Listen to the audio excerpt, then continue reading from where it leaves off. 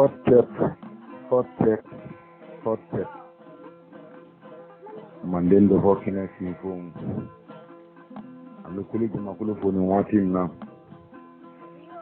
A man dig a fofo, can't dig a bowfo, Kanga Kulukutu. Kwankora keko kunangera kulukutu, Kwanga Nangarabaya for Ambulo Dala, Kramagada Madana. Okma Amin Nangarabaufu. Ami Dugamasa Jende Tigila Maufu, Kafo Dugamasa Kele Ulila. Ami Wuyangilitela Wuyangilunfu, les révolutionnaires et révoltés koni. Minunte kololo kelela, olubiga kunde kele. Les causes.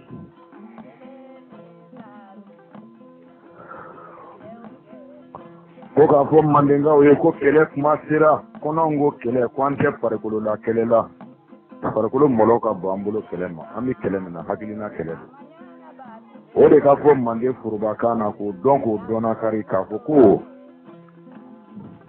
bamananw tɛ kɛlɛ la k'u bɛ ka maa kɛlɛ. Ɔ n balimakɛ n balimamuso bamananya tun fɔra i ɲɛna kunun cogo min na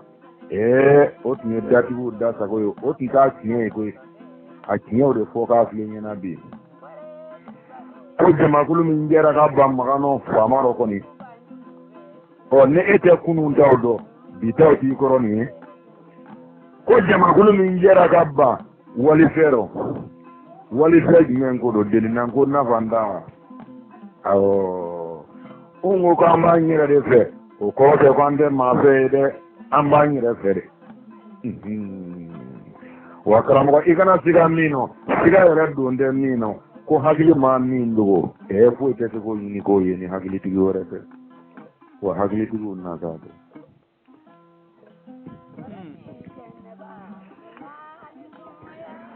An kɔrɔkɛ ko an ma ten ko n'i ye maakɔrɔw cɛsirilen y'a la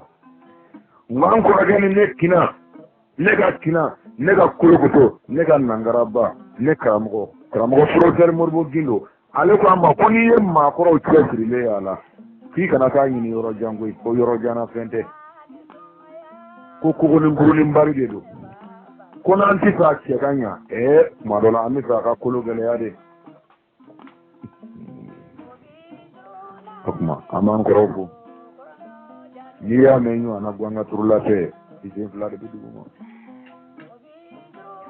olu de sɔnna k'u jɔ don gɛlɛnw na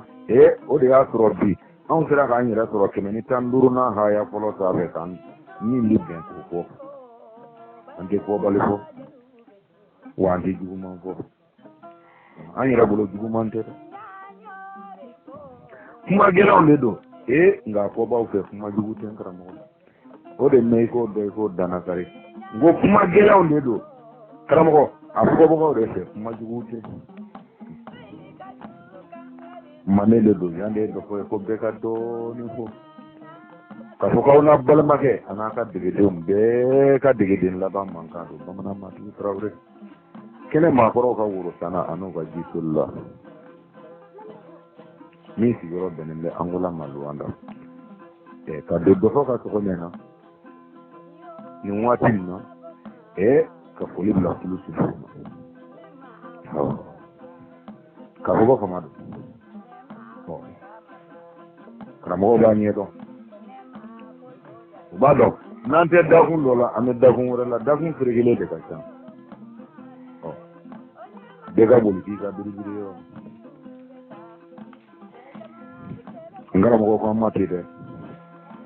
n karamɔgɔ ko an ma ten ale ko ko tigɛnɛnkuru de la kunbaba tɛ ban ne ko karamɔgɔ n ko tiga de tɔɔrɔ fewu n ko a tɛ ban wa ko dɔɔrɔnin soli don k'a tɛna tɔ to filenba kɔnɔ fɛ na ko ni fulakɛ ɲɔgɔnna tun ma ye kɛlɛ kɔnɔ ko n'olu ɲɔgɔnna tun ma ye fuladenw na bi ko an tun b'a fɔ ko bubu arda galo amina galo kuntu gurdo galo borko ɲamata gati galo ko fulakɛ sɔnɔni tun ma tɛmɛ wa ko duga masakɛlɛ dɔn bɛɛ tɛ se ka taa ko hamadu hanpate ba ko a b'an jɛra ko bubu arda galo ko a bɛ kɛlɛ kɔnɔ o kuma n ko kulu suma min nin waati in na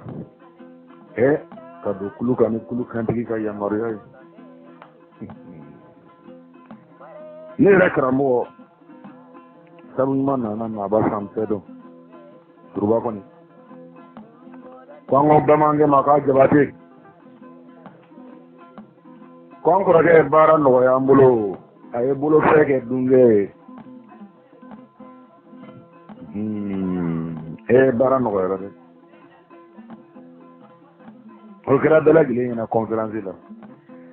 agoni gi ba ku yo ko kameti u kana na ta kuma jina tondo tay bulo konda no ya ka bi mo ko tugo wara fu ta la un ve mande ni bulo ka bamanya ko kadaka jama kulu de jera ka bamma no siya kelen tun de o kene ga wati jansoro ngacho do ke mo ko ta ko bulu ko ga dundu ma sen dundu ma sende jama kulu do jama ngacha wa bi jama kulu de jera ka ba wali fero dil na ko na fanda ngoni godel na ko na fanda suno na fama anu wije ko ke nganga ke ngadil na ko na fanda ko mino jera ka ba ora de wa de kana to ora wele un to ade ko ba manam balma ke balma muso ni sele ambo muso ko roso na ko manu no ko ku to kana do ra wa de a fo ko ba manam no ko ale timeni ndo ko tia ko tere ko ba manya te sia ko ba manam do on do ya ko munum de njele ka badel na ko na fanda no o kuma da lambo mu zoni ni ko din na ko na fanda ko de jime ni jime o iba ko ga yere ki sigi ta ka miri ken na ma ya ko no ke kona ma kunu ti ya udo ko o le maye ma mo no ya don ga ko nyena ma ya ngono an ga ma kele ta jama kulu te ko ma fula do wolo finde ngone tigi wolo finde hagili tigi wolo finde yini diga tigi bela jelende min titira soto asoto tugo ti bulo anga ma keleta ma fula de do larabu ani nanzara ko tiga te wolo finde zira ni semana nga yini feke ni ma fula do ni seme gambala nga yini fena ni ma fula do ni ma jo mananta o ke nyena ma yan kono bi doni keneka asoto balila au ba do fe ko ni mo fe o mo fe lade olu be la gele ku kele nyon fe ni fere kele yin o be ma mi mbulu de o de try ko ba mana kada mu nga au ye jete mine mununge ananga jete mine nanga ko lo ko fe au ya ko mba yin kele de o de bi malamo wo bi kele ni malo ya de o bi sira feni o de try ko malo ya la kala mo ni bo kanga ke masala nga so ke li etala wa kana sigara o ti siranye pa pagala hal na ye kalo ke sela ato kungulo na kamba le ta bi ko maso ibo do olu de try ko na ngara ngolo de try ko na ngara de malo wulu finde hagili tigi de la gele ba do jiye kono ko na ngara bi malo amade lan na ngara te siranye ayi o siga te wolo finde sila na ngara te sira wolo finde abo don fe ambe la gele di de gele an ga jama ko kele flana o de to ko larabu o ngara mo o lo ni na ngara o yo war ko na yede nga o kayi ko te kilenye o tabla mina kilen kono o lu re ta ni o ka te kilenye ko ta du le nge ngara mo e bo lo do o arabu o lo kono mestira farafin yede nga sabban yesu foi malo yake arabu la jiena tike kono aka jiena no foi ikani miri foi la jiena kono jiena do kulo nta ko ni e malo ya ko de ko ni e sindi fara ko de ko ni e balema ya fara ko de ko ni e mogoni fiya kiye ko de ko ni e mogoya ro kiye ko de ko ni e mogoya silaka ko de ko ni e mogoya toro ko de ko ni e mogoya nyama nogoti ko de ko ni e mogoya ka sigin ko de ko ni e mogoya jasi siraye nyana maya kono arabu ni arabu dine kanu bakati so mima aka dine no fe balma ke balamuso fana fo ka siga dora de ne ni ka na so la kono de mo na kono de tu ba kono de ba do freni de do gouvernement te ne ma fo ge ka tala ne ka ki ka ki nga ni ma sone tanema aki bono kama e ka graka kase almamina i ka graka kutubula graka madrasa karamo la tan doli i jafarnya i ka graka almamina i jafarnya i ka graka kutubula ake bono kama farnya i ka ni ngani kile na bane kono ko konkara mo e da dine na ko islamia nedo ba fi ko nedo e sira ko sara ne karamo ne ko ga ni ngali do de kila ika ki ka silamɛ Allah subhanahu wa ta'ala bonya kama ika ɲininkali karamɔgɔ ne bɛ fɛ ka ɲininkali dɔ de k'i la ika ki ka kuranɛ bonya kama ika ɲininkali bɛ karamɔgɔ ne bɛ fɛ ka ɲininkali dɔ de k'i la karamɔgɔ ika ki ka kira kanu kama ika ɲininkali jaabi karamɔgɔ i bɛ diinɛ minɛ o i bɛ se ka kojugu tan fɔ ɲɛna min bɛ maaya yɔrɔ tiɲɛ k'a fɔ ko n'i y'o kɛ ko o kan ka mɔgɔ gɛn ka bɔ diinɛ na kojugu tan n bɛ fɛ ka min ta manden bɛ fɔ fɛnɛ kututa kafuko yiri maya rotiye ka maya tiye kututa ko e ka Allah subhanahu wa ta'ala ya ko Qur'ana ko ko ni mɔgɔ min y'o kɛ i kan ka disqualifier ka bɔ diinɛ na kututa komi n'a misali dɔ d'i ma gɛlɛya bɛ mɔgɔ bɔ silamɛya la wa i b'a fɔ k'a t'a bɔ ngalon bɛ maa bɔ silamɛya la wa i b'a fɔ k'a t'a bɔ a siyɛnɛ bɛ mɔgɔ bɔ silamɛya la wa i b'a fɔ k'a t'a bɔ a namara bɛ mɔgɔ bɔ silamɛya la wa i b'a fɔ k'a t'a bɔ a janfa bɛ mɔgɔ bɔ silamɛya la wa i b'a fɔ k'a t'a bɔ a est ce que k'i mɔgɔɲɔgɔn ni bɔnɛ a bɛ se k'i bɔ silamɛya la wa u bɛ dilan cogo ɲini o la o yɛrɛ cɛ ka ɲi ka tɛmɛ hali min ma sɔn k'a fɔ a ma. O karamɔgɔ diinɛ min sigilen b'o kan diinɛ min tiɲɛ ye o de ye diinɛ min jɔsen ye o de ye ɔ n'i y'u ɲininka ko o tuma ko mun kelen de bɛ ɲɛnamaya in kɔnɔ min bɛ se k'i bɔ a la a k'u ka ala ye min fɔ ko n'i ye fila fara n'o ka fila jumɛn fara ko ni i tugura fɛn wɛrɛ la k'o k'i ka ala ye n ko bɛɛ y'a fɔ e ɲɛna k'a tugulen don fɛn dɔ la k'o k'a ka ala ye wa e delila k'o mɛn dɔ la i ka ɲɛnamaya in kɔnɔ e ni dɔ ka baro sera a ma k'o y'a fɛ yen k'a tugulen don fɛn dɔ la k'o y'a ka ala ye wa ɔ minnu n'o ala ko kuma sera e ma n'olu ko ko olu fɛ yen olu bɛnbaw tun b'a fɛ k'a k'u ka ala ye ɔ olu tɛ olu fɛ yen kɛ o y'olu ka laada ye karamɔgɔ olu t'u ka foro la ye nka anw de fɛ yan nɔ maa de m'o f'i ɲɛna i m'o mɛn maa da kamalen n'an bɛnbaw olu de ko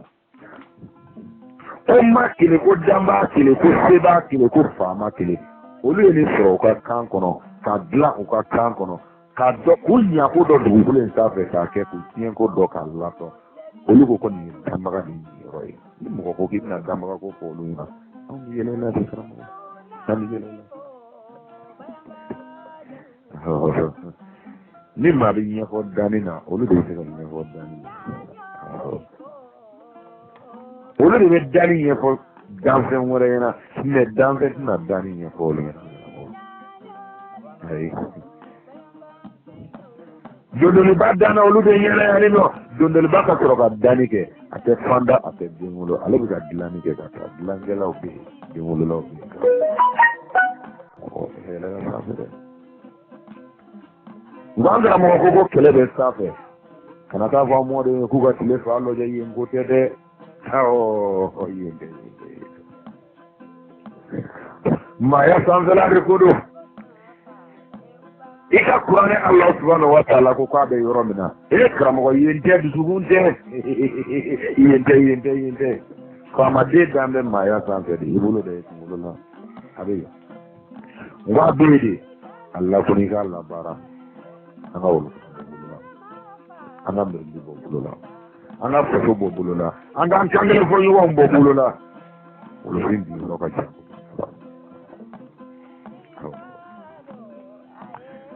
u ko min nana bɛɛ kama tiɲɛ tɛ dɛ min nana bɛɛ kama o ye 115 de ye haya fɔlɔ ni internet ni de nana an bɛɛ kama karamɔgɔ ana mago nya ala ne o yi ko mi so wa to wa ti kala mo ka so an yan den tulo bi sori ko fuga tan go kala kan go kala ka ko godo na ko iri go si kono bi ye kono mande ga ade mana dabla andala ko dina la ko ma gwate mana dabla andala ko dina la ko ma aka to ala ke ko ke akango yini na te amini na do nan tla la ke ko la o ma do ko do ko anga jole fra ni ko dina la ko tabe aw munu ci woro ba munu sigile ne blo ko no mande ni no adena fla ko kuma baliku kalango tiya fulani ne ba bolo boro kono ngate ayo bere to angata awo biko manga ma koro mun kono tara duguma kalamba o kena ke ko kana ko ni na be ko bojoro masi kono pew o kemo lu bolo kono na gani digumiro o kena ko lu blaka kebali min ke mande ndide o kena ko lu blaka filip bele munun ta ku bado segere mande bi aka na to ataka ta ke de ko de aw ga dina fulako ko reta bulo ana fronye sambi duru ke kanin kala na fronye sambi nani ke kanin kala ko ngano bladi ka talle ki wore ta ka tla ka kala ndam ne tumi ko mi deni nere la ana santa ka iti ta ka dai sibo ka to ko ga ngo tira rom na bi na ke ne ma dala ni to wu bi ko ni san ke na ba ni ko no fara so na ka to ne wore ka ti no ngante ya mo le tire ka wu no ma ke ini ko la ta bu ni na le tum bablo ngane ya bamana ta yake no manden dena plastic la maw ni yu kele ka ngoko do ngala mana ka da furo la de ko sugo retala ada ma chama ngono ko kante kulomani ai nanya minoma o ko na talla ba ya fe no nayi jole suranye ama fa yana ngodu wa makakele do kante kulomani fa borami ngole awa kira o bana ko fa o borofo o bana ko mo ka to ko an se maloya ka an bɛ n b'aw tɔgɔ fɔ koyi kante kulomani ye sumanguru kante mɔden dirɛti de ye ka bɔ tuguni min filɛ ɲamana kɛrɛfɛ an kɔrɔ ye awɔ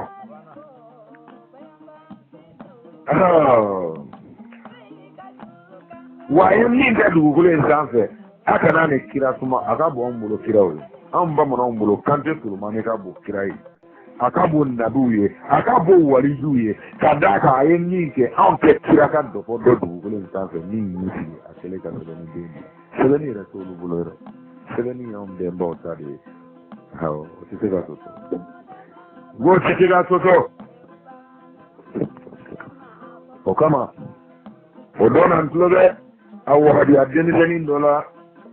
fɛn na n ka kɛ o o n'u ka ko bɛɛ lajɛlen ye yarɔ ka bɔ Saudi a fɔ Iran dɔw bɛ u tɛ bɛn o la fo ka taa dugukolo in kɛ min nka dɔw bɛ u b'o sugolo k'o da ɲɔgɔn kan n'u sera o ma wahabiyaw fana natɔ filɛ o ko dɔ de daminɛ Mali la n ko wahabiyakɛ ma i bɛ nin fɔ denmisɛnninw ye sinon n kɔni y'anw sɔrɔ bulon kɔnɔ don o don n ka kɛ ni kɛ bɔ sa ko lɛtiri dɔ bɛ kuranɛ kɔnɔ u ko o lɛtiri di ma ko alifu laami ara ko ala ko k'a yɛrɛ dɔrɔn de bɛ nin kɔrɔ dɔn n ko n karamɔgɔ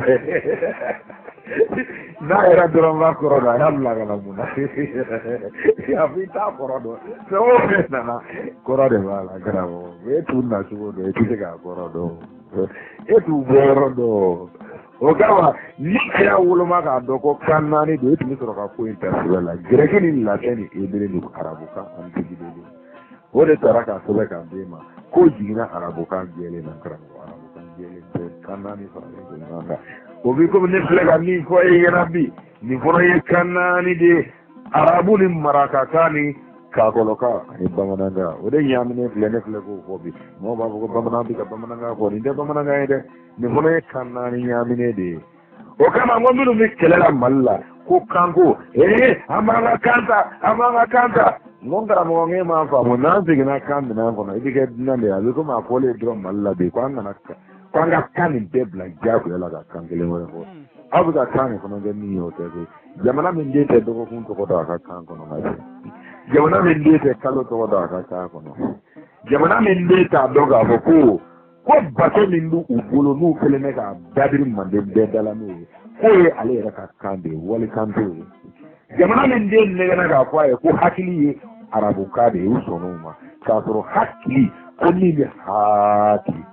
o y'anw ka kan de ye ni n'o kɛra arabula kan ye ko min bɛ kɔkili o ye anw ka kan ye min bɛ nilakili o ye anw ka kan ye fila ma sɔrɔ anw ka kan na kelen y'anw ta de ye kana sigara hakili y'anw ta ye non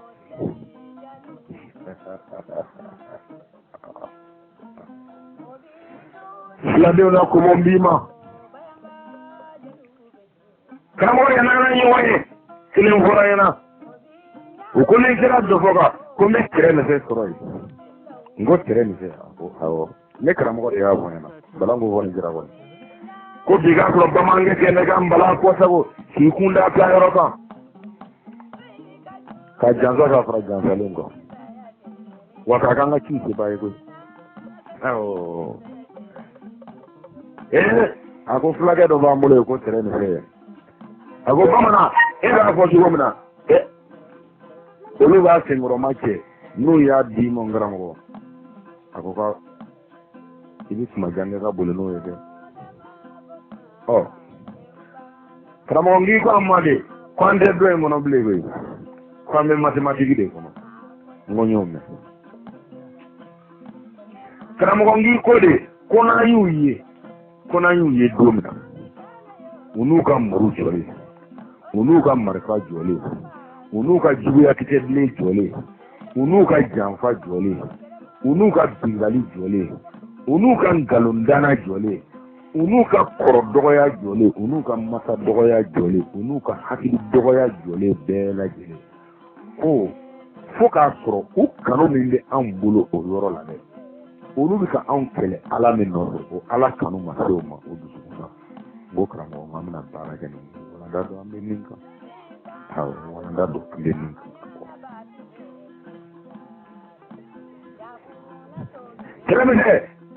ne tɛ k'a dan ko n bɛ se a dako la dɛ wa ne tɛ k'a da yɛrɛ n ko ne y'a dan ba ye awɔ i kɔni k'a dɔn karamɔgɔ ye n bolo don dɛ tɛmɛ an ka ɲɔgɔn ye an ye yɔrɔ de farikolo ni farikolo ni naba ne bɛ k'a da de n ko n'a dako ɲan dɛ karamɔgɔ min bɛ bɔ u b'a lafile n'an ye min an da an bɛ la n ko a kalabaw de di yan o de bɛ k'an bila ka kumaya kɔni kan n karamɔgɔ ne de y'a f'i ye n ko min fɔra ne y'a kɔnɔ 4 don wa ne y'a saba in bɛɛ nin y'a dayɛlɛ o kɔnɔ filɛ saba in kɔni ne yɛrɛ bamanan ye ɲɛ jɔ bɛɛ kɔnɔ na k'o filɛ nka karamɔgɔ dagaw la dagaba min fɔra dɛ ko k'an kisi kɔni k'an ma suuru o de kɔnɔ n karamɔgɔ ko hali n'a kɛra n ka cɛ min tɛmɛtɔ b'i sigi don a ji la ka tɛmɛ ye ko k'a fɔ ko ne ye faso bere tɛmɛ k'a ma tɛmɛ dagaba in sanfɛ k'a ma gɛlɛ dɛ karamɔgɔ dɛ an jɔ m'o dagaba in de dala bi sinaw jɔ mɛ ɲinkaw jɔ mɛ subaw jɔ mɛ karamɔgɔ maakɔrɔw jɔ mɛ ne ko jɔn bɛna dayɛlɛ jɔn bɛ se a dayɛlɛ ko la jɔn b'a dayɛlɛ ko dɔn jɔn yɛrɛ b'a dayɛlɛbaga dɔn wa jɔn bɛ a dayɛlɛ don dɔn jɔn bɛ a dayɛlɛ kuma dɔn karamɔgɔ n ko kuma ka teli ne ma f'i ye n ko 2 don n ko 3 tɛ n'i ko kuma ka teli n ko ne ko n ko 2 don n ko 3 tɛ sisan tɛ ka teli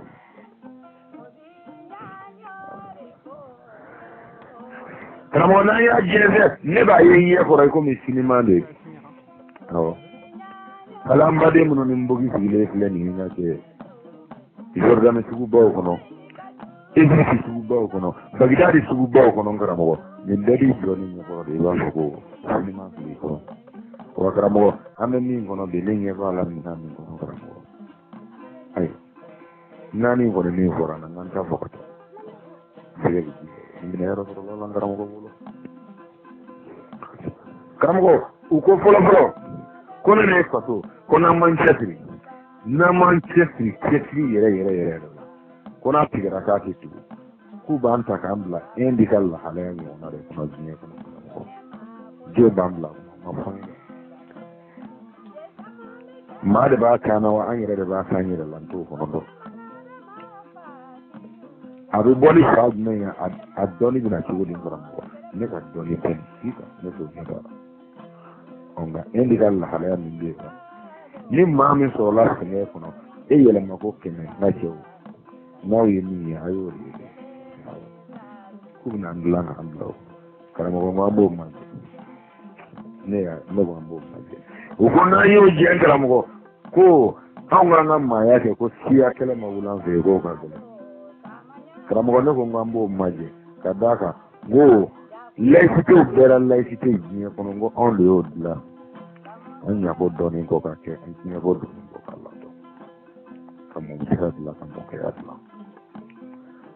sa tulu ngo ma dila ka kana ma ngo ya dila kan mo ya dila ka sala ya dila kama ya sinfoya ka so kala mo no ma ma dila ni ko ni sigi ka kumbi kapitali genzele lo de nya ko ngara mo aya soro doni ma te toli ma he na du ba ngo jere jabe ala ni ko di wari chugo di kala mo na ko kwa mo fa mo ite sanke no woro ya la ankoro yo henda ko do na du gete kini ko la woro di lama kono ko ka karabenta ale ko amma ko kabako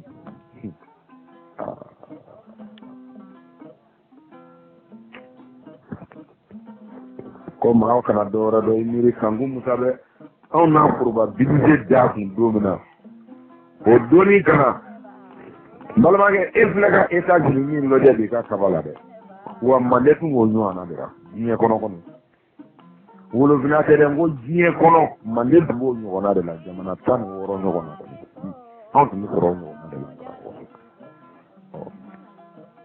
olu mata sanve kalange olu ma yele kalolo ma yele dolola o ma ke kire o ma ke nabiye o ma ke waliye utunda ka alaw do na ka alaw ma je olu no to kono ka doni ke ka jamana kan woro frango nga ka bara ke nyo na te on mu go ban ti ni zile no ma ke ka jamana su mario quando con il nande ko burkina parle ko ka ma fura ko yala ko ko nga fura ngo ko ngo ci ba ko ma ka trawre ko ti da ma ban ci kuma dingile do be ni no te ba ko bi da ka stampa ke ne ga so bi ko ko ko ayo kuma do de fon ko nga fura ngo ale ne bo de no fura itrawre isira ka ke ma ka ke afrala de foka ka ko afrala de foka wala ni do gonin de do wando wani ni asirata imma bodine ma ona de olu yere dama ma be o jango ma ka de go kuma ko ni na olu te de ci do olu ga dana akilente ni sigi me de ga ni yedde ngo kuma no da ro ngake o so ga do de ne ga do ga tona kuma ho ane de te fu la ma di go ka on ngwa ma di go ka on kawo kada ala ni kira yoro tiara ni kile ga lo yoro e kew do somna kew do somna so ko na so na tiara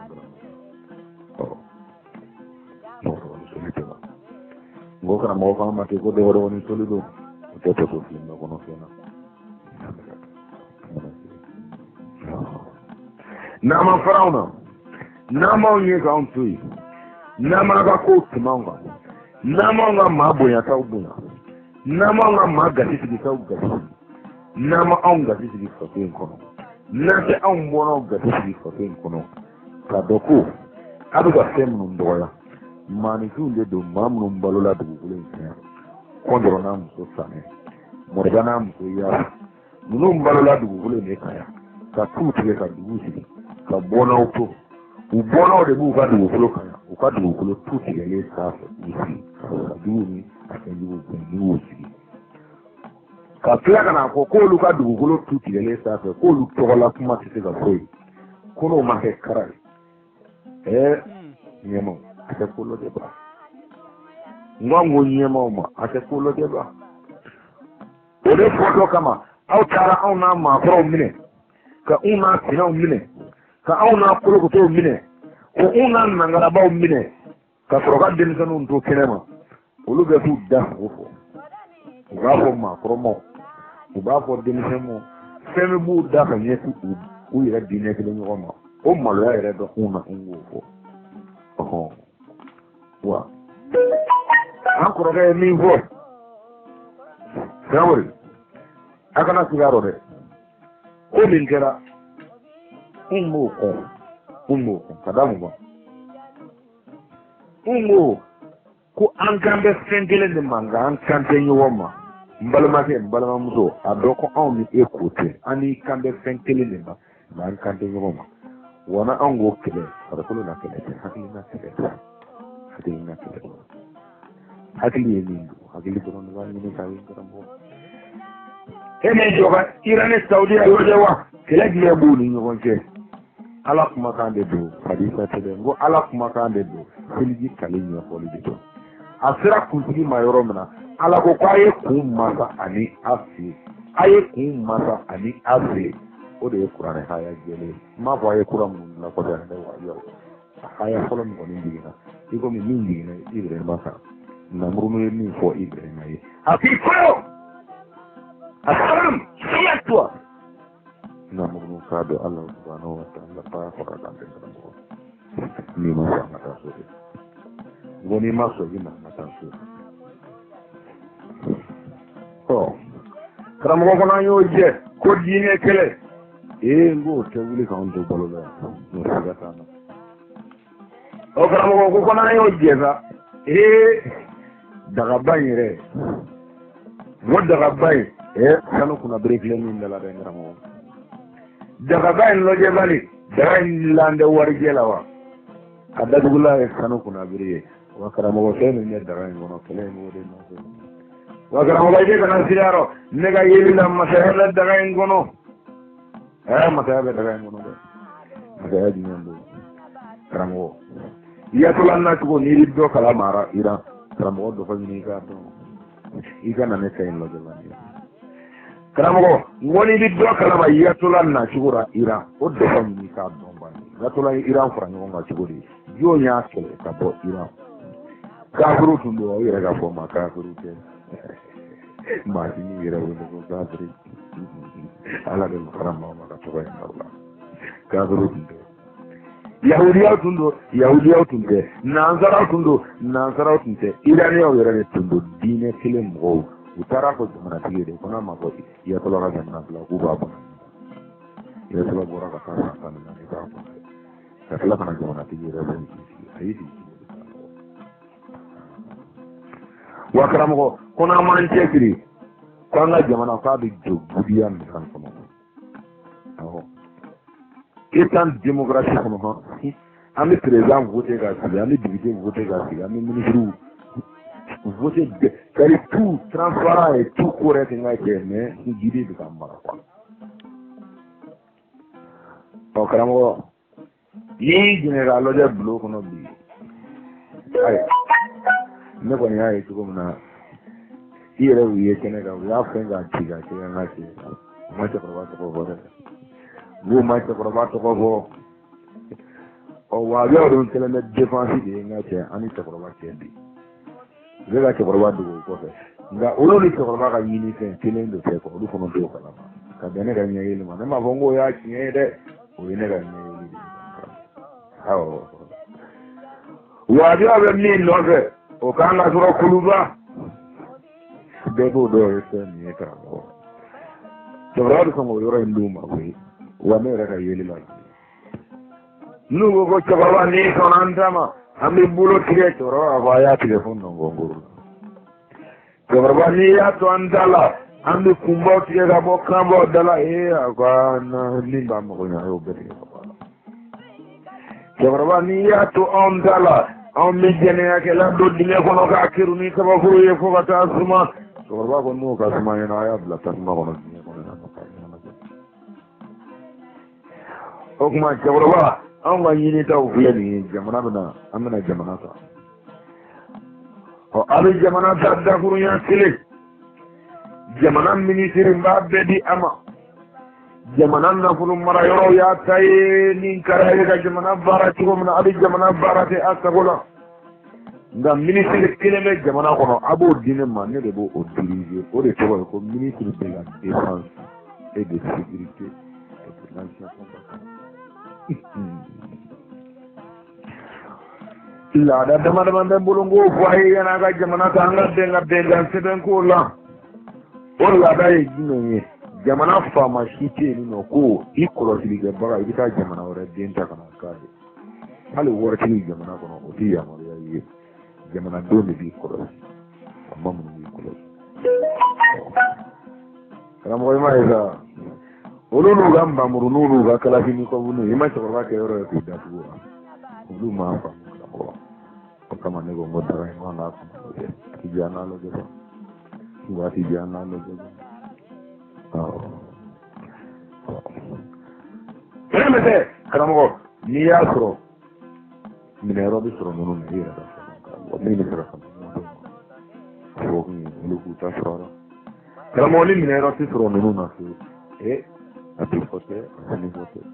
dɔ fɔ dɔ bɛɛ kan bɛɛ ni dɔɔnin fɔ ka kan a ka dati bolo kɔ la a ka se ka dɛmɛ ne b'a dɔn karamɔgɔ don n'a kɛ ni fɛn mun fɛ an b'an gɔngɔ fɔ a ye ko wulibali t'an bolo ko makisi taw don ko wulibali t'an bolo makisi taw don an ye muso an karamɔgɔ la nka karamɔgɔ ko sali n'a waata na an tɛ sɔrɔ kɛ ka makisi cogo la ayi diɲɛ t'o kɔnɔ fiyewu diɲɛ bɛ se ka k'o kɔnɔ cogo di bɛɛ b'o kɛ karamɔgɔ de dɔnnen kɔfɛ k'u ka wuli an ka sɛnɛ kɛ o de dɔnnen kɔfɛ ko faso baara waati sera o de dɔnnen kɔfɛ k'an k'a dɔn ko fɛn man bon faso ye o de dɔnnen kɔfɛ k'an k'a dɔn de k'a fɔ ko fɛn tɛ faso sira fɛ fɛn man ka bila faso sira fɛ fɛn tɛ kɔrɔta ni faso ye fɛn tɛ kanu ka tɛmɛ faso kan fɛn tɛ kɔrɔ fɛn tɛ madiya ka tɛmɛ faso kan fɛn gasi tɛ sigi ɲɛnamaya kɔnɔ ka tɛmɛ faso kan faso de y'a fɔlɔ ye faso de y'a laban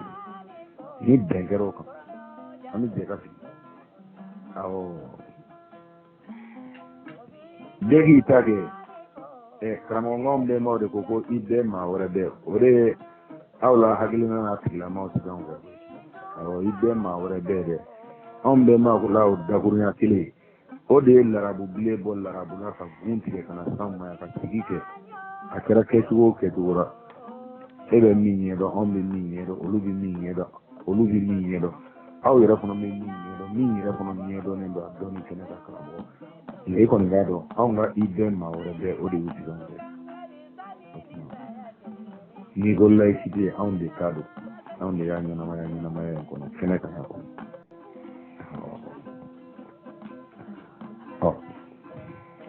karamɔgɔ ale sigin tɛ o sigi k'a kan wa ale sigin tɛ o sigi k'a kan wa ale tɛ min dɔ kɔrɔ k'a fɔ ko nin bɛɛ lajɛlen bɛ ka dilan ale hakili la nka ale bɛ ka ɲinɛ sigi yɛrɛ de kɔ tuma de bɛ se k'ale ta tɛgɛ ma karamɔgɔ n ko kuma man ɲi o kama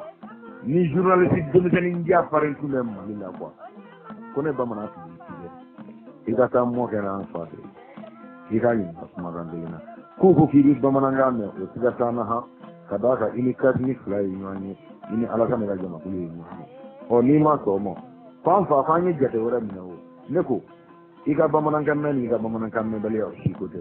mais e kuma o kuma i b'i fa de tɔgɔ fɔ i fa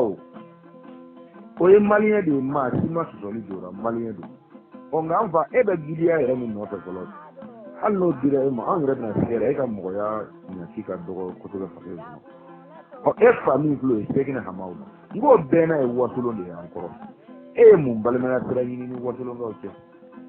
e ka mugadamu joli bɛ wasolon mara kɔnɔ Hayidara taalen filɛ e bɛɛ n'a fa ina kene ki je kana an fa ebe mi no ka on ba don ebe mi no fe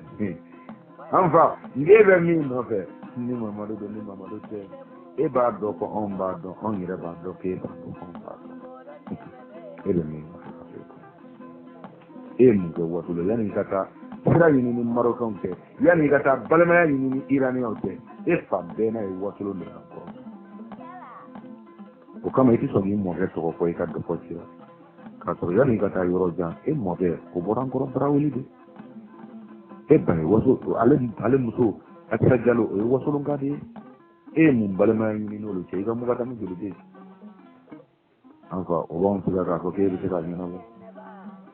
ngo ba on tiga ga ko ke tiga nyana bo ne e tiroma e bana an ga kana balma ya suru bi ni minu je faso kono i ba olula o kuma e bna ke go on re de fetu an fa anta ko ge ti aso no wa lo che kani du ko de bu ko fe ga ka bu an bo lu do ka bo saudi a ko ya no ngalo mi je ne ko lu kono na fi o che ma bu ka boro fa na che wile halu de ma fi ti tawdo nakaramo ke o che ignorala tengo fenfle la dala ina television na tengo fenfle mini baru ko fe kule jalana una u kilengele bene on ni wonye ko ko wura na che idale me ke o tela ni maso apoka kan toro de fata fatika ko ko to da na ba ko ni ya ngeli na wu ngeli ni maso ni ba ni ma ko funda awele ka kan toro mo den do ko kana sen wana abiga feni resta boto akadwa nyeje na tapo buliko yemu joko yemu komo ko yemu nyanza ko yemu adabora mu kama hagina sara mu ka mu mo baliko tuba ke ibo bo tikane de na wana araboti se on ko bile on re dati wa abenende anira ka anira ko abi arabu ya de ni ko domana ni ko de aboto on de na panga de kasi aboto de kabo abena ka ni yele mare ne ma ko ya kamo na ko to nya ledo da bole do de kama de kamo ni ni ni rala ere de ko panga fo de kama ko aubia na nyaki abakala misli kada ka fo hotte kuma ke le damba ke le seba ke le forma ke le sera ke le dio ke le so ke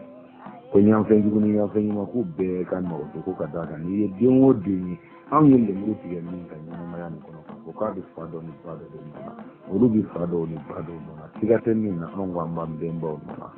on bono muni kuma ki ya Angara mo ko amati kulo ko to woni ono ko fa dunya ko toro mi mala fa ka donka ko ani bamane ga jega hakili la ani ankoro to be la jele angara mo ko to be la jele mun mi degu ko ka ko dema yawe ka ko jenyo woni ka ko tinjuye ka ko barage ni woni tiri tro ye ko toro mi mbu be la jele ko ko ami ka hakili la kodo soli ko to anya mina do mina kan do min ta an ba do ne ma tele to an bon na ta do ro kele da kun ko ta kele ro ko ngongra mo ni do ne ko fe ma na ko le ki ta na kele sen fla bo do nyono ne go bu bo no me nyono so le wa nga kele ba fla kele ka be ne ka yele man ka mo ko ni kele ka gangu kele utiga kele mi do re go ku la del na ko na fan raunde ku ko de bo kero hawo ane ngi ti ane ri ni amba nya ko do wa nga ngo de wa man tie ko do bi a jarami ya madami ni manden kan blomba nani ambe ban tie ko do bi ma ti so do wa anga nga je ko de la ton ko ma nga ke ma kele nga le muru bai faso man ka kɛ maa kelen dunduguma fɛn ye faso man ka kɛ maa kelen sago kɛ yɔrɔ ye faso man ka ye ni maa kelen ye faso tɛ se ka dɔn ni maa kelen ye faso tɛ se ka bonya ni maa kelen tɔgɔ ye faso tɛ se ka taga yaala diɲɛ kɔnɔ ni maa tɔgɔ ye a bɛ yaala ni faso de ye an ka faso de bɔra maliyɛnw a ka sira bɔ a dusukun na a ka kilikili bɔ a dusukun na a ka makimatɔ bɔ ko bɔ a dusukun na a k'a dɔn ko tiɲɛ fɔ waati sera a ka kalan a kan ka fɔ de n'a ma fɔ foyi t'an ɲɛ n'a nana tiɲɛni tɛ an k'a yira k'a fɔ ko u n'u ka maabayaw u ko min ma ko maabaya ko anw m'o kɛ maaba ye koyi an karamɔgɔ y'o fɔ an ɲɛna ko anw ka maaba de ye min bɛ se ka ko kɛ anw faso ye anw faso filɛ dugu min kɔnɔ k'an bɔ a kɔnɔ diɲɛ den tɔw bɛ ka baara kɛ k'u faso taa ɲɛ tuma min na anw bɛ ka hami aw ka diinɛ kɔlɔlɔmaw de la a kelen m'a fɔ ko diinɛ mɔgɔ tɛ a ko k'a kɛcogo man ɲa dɛ a kɛcogo tɛ nin ye dɛ a kɛcogo ye min ye cɛ ma bɔ k'o fɔ an ɲɛna muso ma bɔ k'o fɔ an ɲɛna o tuma anw b'a fɔ kufa bɛ min na o de y'a kɛcogo ye yaka gale bɛ min na o de y'a kɛcogo ye Bamako wahabiyaw n'u ka kira Mamadu Dugu bɛ min na Bamako o de y'a kɛcogo ye o de ye jahili hali n'i y'a sɔrɔ minisiri ko an kana fɔ anw b'a fɔ ka d'a kan aw ye jahadisiw de ye wahabiyaw n ko aw ye jahadisiw de ye hakilina min b'aw la ka maliyɛnden kɛ wolofinden jɔlen filɛ nin ye comment on appelle arabu worofin foroko la arabu hakili b'a kɔnɔ ka dumuni kɛ arabuya kɛcogo la ka fini don arabuya don cogo la ka denw kun di arabuya kundi cogo la ka su don arabuya suden cogo la ka danna muso ye arabuya da cogo la ka don ɲɛgɛn na arabuya ɲɛgɛn na don cogo la k'an ka sabara don arabuya sabara don cogo la k'an ka dumuni kɛ arabuya kɛcogo la ka yɛlɛ arabuya kɛcogo la ka kuma ka bɛn arabuya kɛcogo ma k'an ka ɲɛnamaya ye ni arabuya ye k'an ka ɲɛnamaya kɔfɛ ɲɛnamaya ye ni arabuya ye karamɔgɔ ka sɔrɔ k'an jɔlen to sisan ko balimaya min b'an cɛ ko jugu ka don an ni ɲɔgɔn cɛ nka an kana gɛrɛ ɲɔgɔn na dɛ ko an kasa b'u tɔɔrɔ wahabiya aw bɛ fɛ ka dimi dɔn diɲɛ dɔɔni kɛnɛ kan wahabiya aw bɛ fɛ ka dimi don farafin la diɲɛ dɔɔni kɛnɛ kan aw bɛ fɛ ka diɲɛ don mirindi la diɲɛ dɔɔni kɛnɛ kan arabu n'aw man ka suma sa n ko arabu n'aw man ka suma arabu bɛ dugu a y'olu bila an ka taa sanfɛ nka nin tɛ baasi ye n'an bɛ ka taa nin fɛ awɔ an b'a fɔ k'a ka alifu laami ara ko a ka ala ko a yɛrɛ dɔrɔn de b'a kɔrɔ dɔn n'a tilala n'a ka kiraw tilala n'a ka kira ma se k'a ɲɛfɔ a ye a b'an sɔrɔ manden dɔ fɔ kɛnɛ kan alifu laami ara an b'a ɲɛfɔ a ye gɛrɛgiw ka wari ala de tɔgɔ tɛ wa a minɛna cɛ min na o tɔgɔ fana b'a ka kuranɛ kɔnɔ dɛ a sɔrɔla o de nɔ na o ka université la a ka ala kabako wɛrɛw ka dɔɔni n'an ka kɛ a yɛrɛ ko ten k'a ko waliju tɛ sira tɛ nabi ɲuman tɛ n b'a ye ko nka ko ala teri kun n b'a ye ala teri kun tɛ a t'a ka ala dɔn ko lugumani cɛ min y'a den ladi fo ka taa min tigɛ lugumani a wolofin de tun don nansara tɛ yahudiya tɛ arabu tɛ wolofin don a sɔrɔla Éthiopie ka kɔrɔ Éthiopie ka sa Éthiopie ka sula ka fa baara la ka dɔnni kalawulu la baara gɛrɛgiw fɔra ale de nɔ na k'a ta ka taa ŋanamu dilan n'o ye n ka cɛ k'a k'u ka wari ala tɔgɔ ye ko alifu laami ara min b'a sanfɛ o ye amɔni ara de ye masa dogolen ayiwa a b'o dɔn kɔni amɔni n ko a b'o dɔn kɔni o amɔni ara kelen de filɛ a sanfɛ tɔ fila nin gɛrɛgiw ka wari ala tɔgɔ a b'a dɔn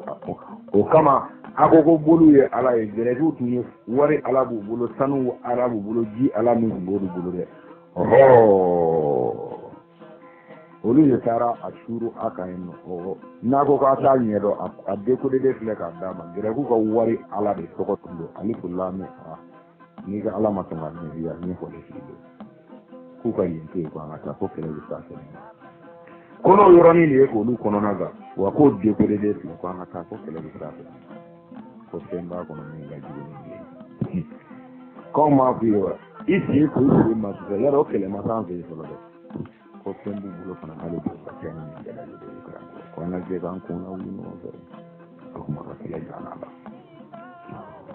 ka segin ka jɔ a la ka ɲinifɛnw de kɛ sɔrɔfɛnw ye karamɔgɔ bo karanga daminena wa karamɔgɔ kana sigaro aw ma fɛn o fɛn bugɔ k'a ta karamɔgɔ tɛ se k'o kasira bisiri kɔnɔna ye kasi dɔ de ko ye hadisa dɔ bɛ yen ala kira ko ka a ye kuranɛ kalan fabuku aw ka kasi fa in lam tabuku n'aw ma kasi fatabaku a y'a kana kasi. an kana se ka dilan ka kuma daminɛ an ka sira ala ɲɛ an kana kɛ jahanama kɔnɔ k'a sababuya k'an denw ye an ka sira ala ɲɛ an ka don so kɔnɔ k'a sababuya k'an ka marakɛw ye an ka sira ala ɲɛ ala kana an jeli k'a sababuya kɛ mali baara ye an ka sira ala ɲɛ ala kana an jeli k'a sababuya kɛ ka cɛ malidenw maraka ya lahara wala ko ka jugu koyi Allah subhanahu wa ta'ala ko wala taziru wazra wizra ukhra ma iduna jahannama kono wallahi ko tigla Allahu akbar Allahu akbar duka barakati amasra ma barakati ala kiran minna ala kiran dawara amirul mu'minin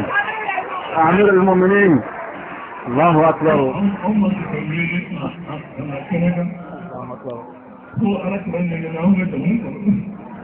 Allah ajira ni urwane ya nene ala ne ala ne fala tiya billahi kana ko bismillah ala yira bari kono salama keke kirje keke buni ko ibudi tani amma maryama je nabila isa afofo wallahi ala ala biye bismillah salama kike awami ala wasote nana ko to kurban ka kirkabo ana da ko kun ka haikira yan bila kana farnaku ni farnaku ni dukuru tu kamika koina tu kamika hey ko solo jara ko haikira no wace aya ko da bana ne bana musu kereje da la do ni mala do ndika ha ne tin makala ala tu bi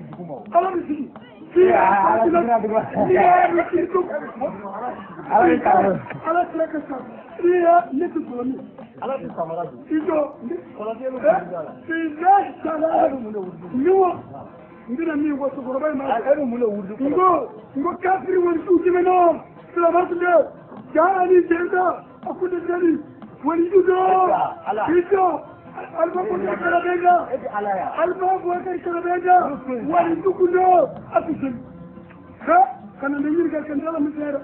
فلو رضينا ما بيننا هذا الشيء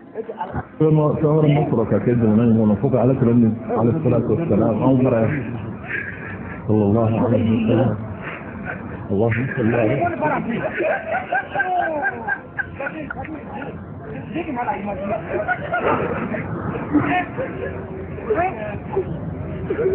il n'est pas fini avec les filles, c'est également du maintenant.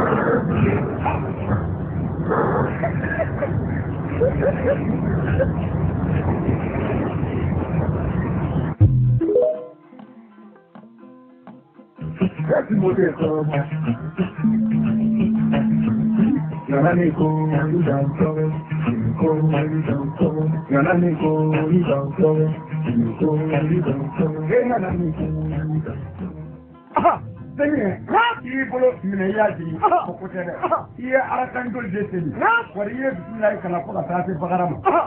a y'i jɔ dɔrɔn a fɔ a ye ala i ka bon i ye n da i b'i fa n da ne de la n bɛ laban i bolo i kunbere minɛ wuli i te turu wuli k'i jɔ kun i k'o kan i te turu i sigi dɔɔni wuli i dafa k'i ka salamu bila a fɔ arabukan ma n k'i jɔ jango n k'i fɔ ni ala dɔn bakan na ala bato la ma fi ko ari ne ko ne mo ko karamɔgɔ la ka dɔn n'a sɔrɔ la ala ko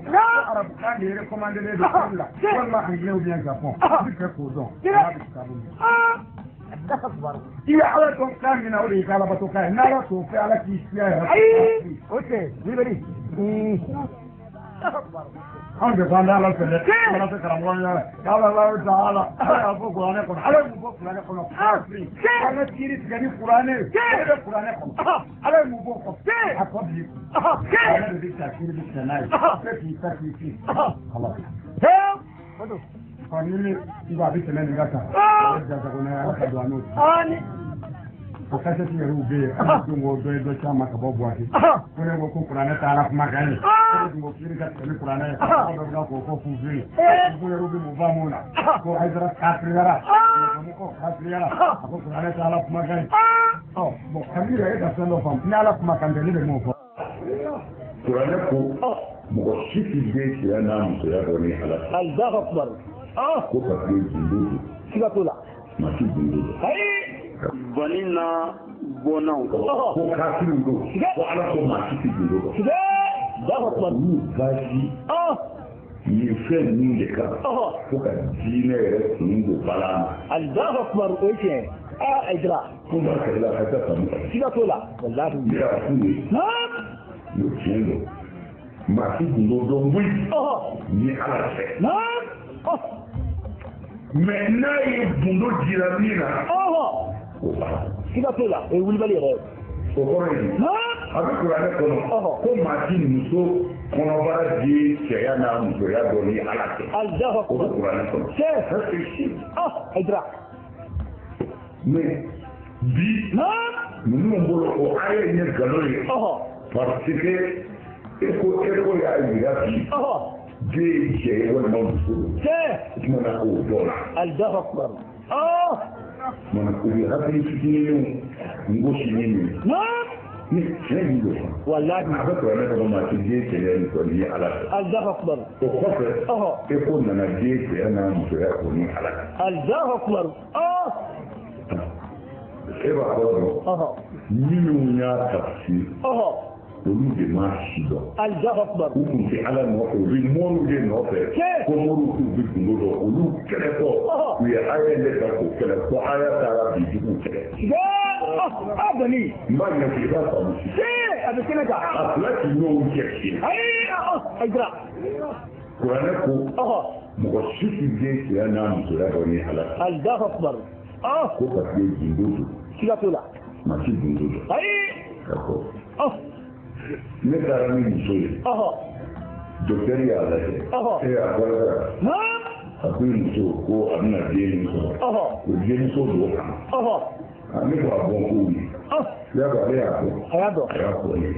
merci. voilà. mais o docteur kelen sini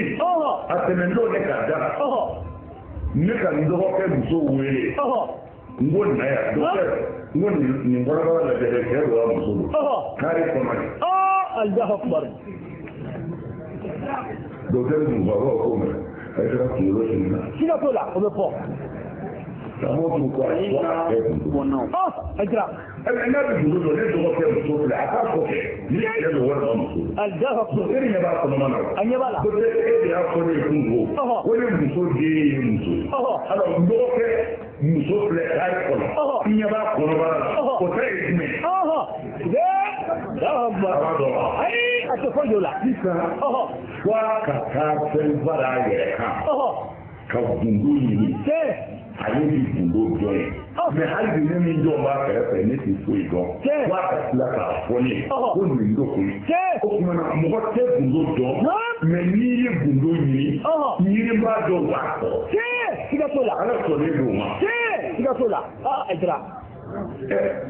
dɔgɔ bɔ sisan. a ko maa joli bɛ tubabalakaw ka bulon kɔnɔ ka na an bɛɛ questionné ko maa joli bɛ bulon kɔnɔ. gundo de don. siga t'o la. ça ye o dɔn ne t'o dɔn. mais ne ko nin ma i den k'a lajɛ. voilà.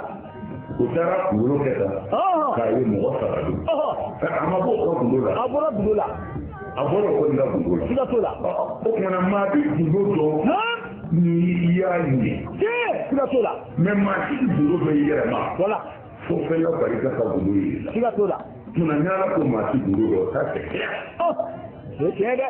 dɔkitɛri yɛrɛ bɛ den kɛ n'a musoya fɔ a b'a fɔ tuma min na o b'a sɔrɔ masin dɔ de b'a bolo o bɛ taa jira a la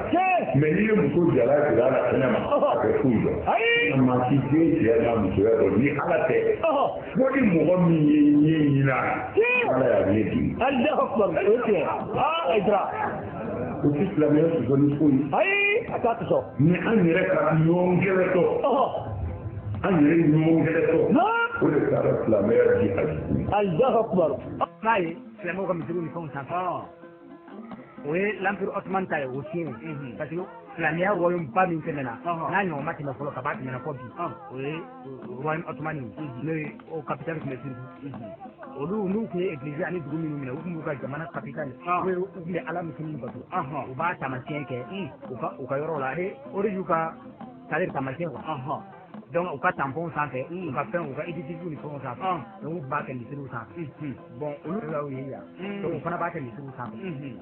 n'o tɛ misiri fɛn o fɛn ka kɔrɔ ni royaume ottoman ye o misiri si tɛ kalo ni dolo de la ka bila min sanfɛ ala ko dolo kumana min a bɛ ci o dolo ninnu bili kuma fɔra apocalypse kɔnɔna na chapitre 9 verset 1 Ézéchiel chapitre 32 verset 7 Daniel 8:10 donc o dolo ninnu ka kibaruya kɔrɔ yɔrɔ la a bi duuru bi Amérique drapeau sanfɛ a bi duuru a kelen-kelenna bɛɛ bi Amérique jamana kelen ko fɔ donc o jamana caman bɛ yen minnu bɛ dolokow la bon anw fana b'a kɔ an b'a fɛ k'a ci ka bɔ misiri kan o kama don min na an ye wajibi kɛ kalo ni dolo kan en l'an 2017 Ali Dawu dimina ka taa paquet ka misiri ka b'u kaso ka taa kalo ni dolo bɔ k'o kari a ko kɛra mankanba ye bon adamadenya ninnu ani hakili ninnu kɛlɛla la kosɛbɛ parce que dɔw ko ko y'a k'a ma ɲi mais misiri b'u ka so de ne ko c'est-à-dire c'est que dimaniya b'a la Abraham tumana min na a fakɛw taara kungo la a ye jeli ta ka don ka joli ninnu kari donc ka tila ka taa jeli bila jow la kɔrɔbalen kan na u nana ko ka t'u ɲini kalo ni dolo karamɔgɔ jumɛn bɛ Mali la de min bɛ se k'a fɔ n ye ko kalo ni dolo kun ye jumɛn ye jɔnni u t'a dɔn wuli wa ja karamɔgɔ wa kɔlɔsi karamɔgɔ wa kulusi karamɔgɔ wa tabali karamɔgɔ maa tɛ yen min bɛ se k'a fɔ ko kalo ni dolo kun ye nin a ka misiri kan ale b'i ka bere kan n bɛ k'a kun de f'i ye a ye na kalan kɛ. fɛn duuru de bɛ yen ko maa si t'a dɔn ni ala tɛ maliki o ko ye fɛn jumɛn ye suratul Luqman aya laban ninnu don inna allaha indahu ilmu sa'a kiyama dɔnniya k'a bɛ ala kelen pe de bolo a ti danfɛn si bolo ala kelen pe wa yunazzilu al-ghaytha ala ta'ala kelen pe de fana bɛ sanji ti danfɛn si bolo ala ta'ala de b'a jigi ale de ka nɛɛma don a b'a d'a ma wa ya'lamu ma fil arham den so kɔnɔ ko ala ta'ala de b'a la kabini den ni mani ye kana se jeli ma kana se sogokungoro ma yala den de kɛ cɛ de ye wa den de kɛ muso de ye wa ala de b'a la. nkalon di a tɛ kuranɛ aya kelen na ko kuranɛ ko mɔgɔ tɛ den cɛya n'a musoya dɔn cɛya ko kuma ma fɔ musoya ko kuma ma fɔ ala ko de ko wa ya'lamu ma fil arham ko fɛn min bɛ wolonuguw la ala b'o dɔn.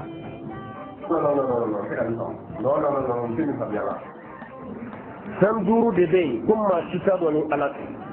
maliki o ko ye fɛn jumɛn ye suratul Luqman aya laban ninnu don inna allaha indahu ilmu sa'a kiyama dɔnniya k'a bɛ ala kelen pe de bolo a ti danfɛn si bolo ala kelen pe don wa yunazzilu al-ghaytha ala ta'ala kelen pe de fana bɛ sanji ti danfɛn si bolo ala ta'ala de b'a jigi ale de ka nɛɛma don a b'a da wa ya'lamu ma fil arham den so kɔnɔ ko ala ta'ala de b'a la kabini den ni mani ye kana se jeli ma kana se sogokungoro ma yala den de kɛ cɛ de ye wa den de kɛ muso de ye wa ala de b'a la a bɛna kunadiya a bɛ kɛ wa ala de b'a la n'a nana a bɛna baara jumɛn kɛ ala de b'a la. nkalon di a tɛ kuranɛ aya kelen na ko kuranɛ ko mɔgɔ tɛ den cɛya n'a musoya dɔn cɛya ko kuma ma fɔ musoya ko kuma ma fɔ ala ko de ko wa ya'lamu ma fil arham ko fɛn min bɛ wolonuguw la ala b'o dɔn a m'a fɔ man yɛrɛ koyi man o de ye fɛn ɲɛnama ye koyi hakili bɛ min na nka maa kɔni bɛ se ka kɛ fɛn bɛɛ ye fɛn bɛ wolonugu la hali den yɛrɛ tɛ ala de b'o dɔn fɛn mun don fɛn fasɔ jumɛn yɛrɛ don nin den ye mun di mɔdɛli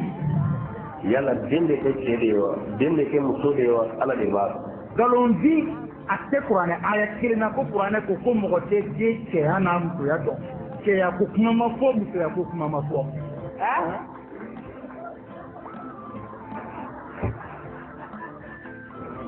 fɛn duuru de bɛ yen ko maa si t'a dɔn ni ala tɛ maliki o ko ye fɛn jumɛn ye suratu lukumani ayɛlama ninnu don inna allaha indahu ilmu saa kiyama dɔnniya k'a bɛ ala kelen pe de bolo a ti danfɛn si bolo ala kelen pe wa yunazzilu al-ghaytha alaw ta'ala kelen pe de fana bɛ sanji jigi sanji si danfɛn si bolo alaw ta'ala de b'a jigi ale de ka nɛɛma don a b'a da wa ya'lamu ma fil arham fɛn min bɛ denso kɔnɔ fo alaw ta'ala de b'a la kabini den min mani ye ka na se jeli ma ka na se sugukungoro ma yala den bɛ kɛ cɛ de ye wa den bɛ kɛ muso de ye wa ala de b'a la. Amɔnde n'u gosi n'u yɛrɛ ka dalilu ye yɔrɔ bɛɛ man jugu n'u yɛrɛ dala kan yɛrɛ k'u kɛ k'u bi. Ayiwa maliyɛnw aw ma aw ka wahabiyaw kante wala mahin ko Koyita nkalon si wa Koyita filɛ ne ka bɔ ka suratu lukumana aya laban minnu fɔ tan a filɛ ne ka fɛn duuru min ma ta o mahin yɛrɛ ka tafsiru tɛmɛnenw na mahin yɛrɛ nin fɔ a ka ca wa wahabiyaw yɛrɛ bɛ nin fɔ a ka ca nin yɔrɔ ninnu yɛrɛ de ka d'u ye kosɛbɛ wa tawhidu kɔnɔ gini i m'a ye voilà donc o la mahi e ko ko a ti kuranɛ kɔnɔ ko nkalonti Koyita yɛrɛ filɛ ne ka bɔ k'a fɔ ko suratu lukumana laban fɛn fɛ aw ma aw ka wahabiyaw kante an b'u yɛrɛ de kɛ ka u yɛrɛ gosi nin ye a daminɛ de ye hali a ma taa yɔrɔ la fɔlɔ voilà maintenant man yɛrɛ a fɔ a ka ca quoi mais an bɛna video ɲini ni mɔgɔ min sera k'a la video sɔrɔ an ye aw b'a ci commentaire kɔnɔ aw b'a lien ci commentaire kɔnɔ quoi voilà nkalonti kɛ ti marché bilen wahabiyaw an bɛ ɲɔgɔn na dɛ nin y'a daminɛni de ye voilà f'an k'a yira maliyɛnw na wahabiyaw ye mɔgɔ qualité min fɛn sugu mun de don quoi voilà an bɛ bɔ n'u yɛrɛ ka hayaw de k'u yɛrɛ ka hayaw kɛ ka u yɛrɛ nkalontigiya an bɛ bɔ ni wahabiyaw yɛrɛ de k'u yɛrɛ kɛ ka foyi man jugu mɔgɔ ma Fala y'a fɔ cogo min k'a yɛrɛ kɛ k'a yɛrɛ nkalontigiya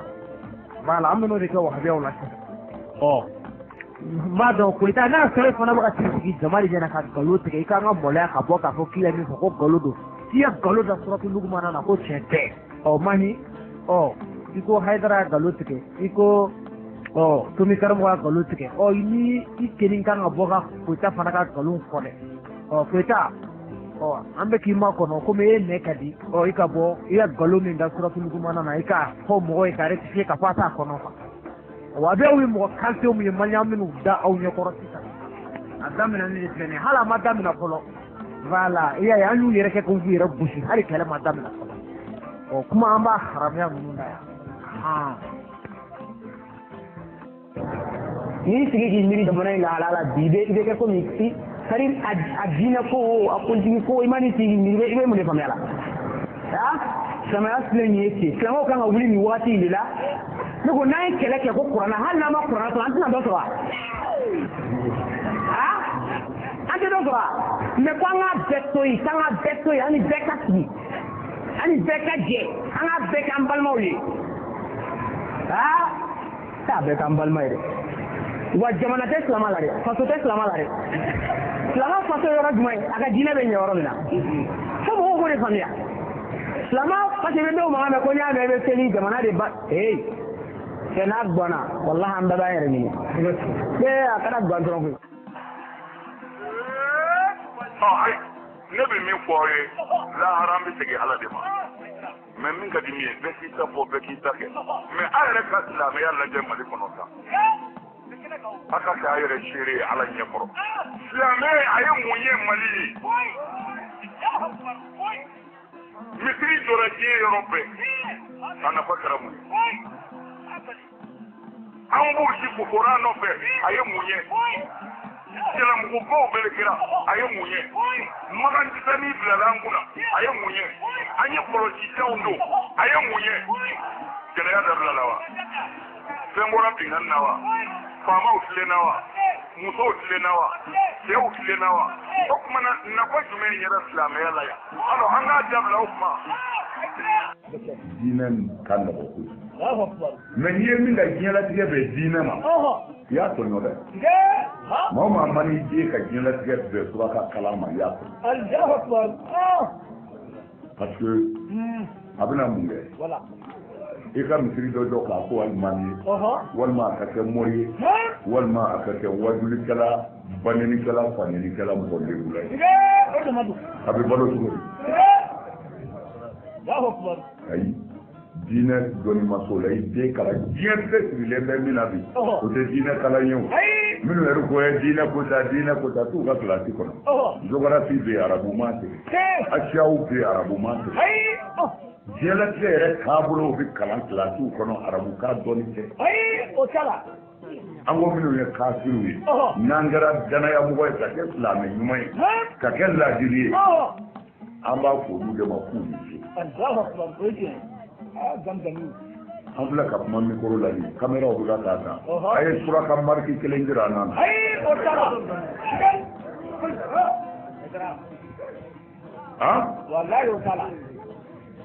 hiji sera ka ban hali bi an ka mɔgɔw dalen don u bɛ ka sunɔgɔ ko an bɛ taa maga e bɛ taa maga hiji sera ka ban yanni magan cɛ tɛna taama na ka don d'accord américain kafiri tubabukɛ kafiri dulɔminɛ in i sigilen bɛ k'olu de ka pamunu kɔnɔ an ko avion mais hakikaw bɛ kɛnɛ kan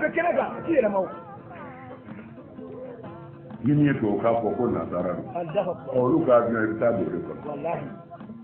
u b'a sori i dara yanni magan cɛ n'u ye min k'o kɛ dɛ n'u ye min k'o kɛ dɛ n'u ye min fɔ o kɛ dɛ i b'i sigi k'i tulo wuli n'u ye min fɔ a banna n'u ko sɔɔni a bɛ se ka don ɲɛgɛn na a banna n'u ko sɔɔni a ye cɛntiri siri kun a b'a cɛ siri k'a si kuranɛ a y'a tɛ dɛ sɔɔni recherche ala y'a dun alors mais anw ta kɛra mun ye anw ka recherche kɛra ka ɲɔgɔn faga ka ɲɔgɔn lebu ka ɲɔgɔn ka du ci ala ko n ti ka hɛrɛ ka aw ye minnu b'an bɛ fɛ mɔgɔw ka lafiya an bɛ fɛ ka taa ɲɛ n'i ye karamɔgɔ fɛn o fɛn sisan tɔ ye a tɛ taa somɔgɔ ye a bɛɛ bɛ taa tubabuw de bolo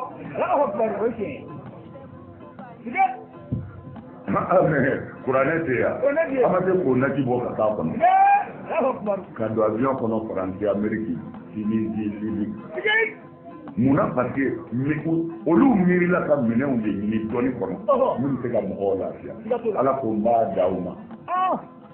a y'a tɔ ɲɛɲini n bi dɔwɛrɛ fara a kan don o don recherche bɛ senna don o don ala b'a ka jɔnw dɛmɛ ni fɛn kura dɔ ye mais anw ka recherche ye n b'i faga cogo di i ka du bɛ ci cogo di an bɛ sɔrɔ k'u kan ka maa joli fa yasi dubiyɛn bɛ maa joli fa e bɛ ci o ka waati mu cili n'o sinji bɔli la fo k'e sa i bɛ to tubabu kɔ o de kun de b'an kan mais n'an wulila anw de ka kuma ka ca bɛɛ kan